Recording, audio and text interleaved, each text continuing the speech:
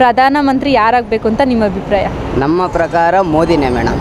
ಯಾವಾಗ ನಾವು ಹಾಕೋದು ಓಟು ಮೋದಿಗೇನೆ ಬರೋದು, ಬಿ ಜೆ ಪಿನೇ. ನಾವು ಯಾವಾಗಿದ್ರೂ ಮೋದಿನೇ ಸಪೋರ್ಟು, ಕಾಂಗ್ರೆಸ್ಸಿಗೆ ಮಾತ್ರ ಓಟ್ ಹಾಕಲ್ಲ. ಯಾಕೆ ಕಾಂಗ್ರೆಸ್ ಏನು ಮಾಡಿಲ್ವಾ? ಕಾಂಗ್ರೆಸ್ ಏನು ಮಾಡಿದೆ ಅಂತೇನಂತಲ್ಲ, ನಾವು ಮುಂಚೆಯಿಂದನೂ ಬಿ ಜೆ ಪಿಗೆ ಓಟ್ ಹಾಕ್ತಾ ಇರೋದು. ಸೊ ಹಂಗಾಗಿ ನಾವು ಬಿ ಜೆ ಪಿ ಮಾಡುತ್ತೆ, ಜನಗಳಿಗೆ ಹೆಲ್ಪ್ ಆಗುತ್ತೆ, ಎಷ್ಟೋ ಜನಕ್ಕೆ ಹೆಲ್ಪ್ ಆಗೈತೆ. ಹಂಗಾಗಿ ಮೋದಿ ಬರಲಿ ಅಂತಲೇ ನಾವು ಬಿ ಜೆ ಪಿಗೆ ಸಪೋರ್ಟ್ ಮಾಡೋದು, ಬಿ ಜೆ ಪಿಗೆ ಓಟ್ ಹಾಕೋದು. ಹೌದು. ಇವಾಗ ಹಿಂದೂ ಮಕ್ಕಳಿಗೆ ಅತ್ಯಾಚಾರ ಆಗ್ತಾಯಿದೆ, ಕೊಲೆಗಳಾಗ್ತಾಯಿದೆ. ಇದರಿಂದ ಬಿ ಜೆ ಪಿ ಬಂದರೆ ಅವ್ರ ರಕ್ಷಣೆ ಇರುತ್ತಾ?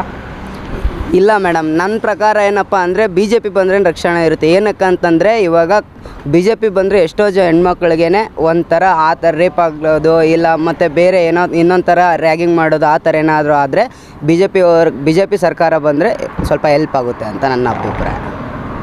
Thank you.